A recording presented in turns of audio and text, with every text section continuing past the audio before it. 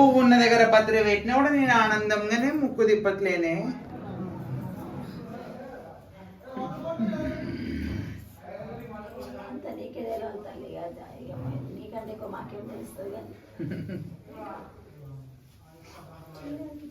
రూపాయి బిల్లు ఎంత ఎత్తు ఒంట్ల పుండ ముట్టంగానే దేవుడా అని మొక్కంగానే కాదే.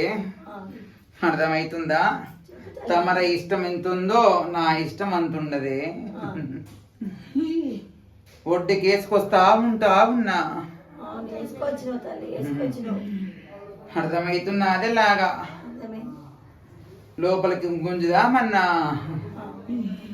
నా పెదవుల మీద చుక్కున్నట్టు నేను లాక్కొని వస్తా ఉంటున్నా కదనే.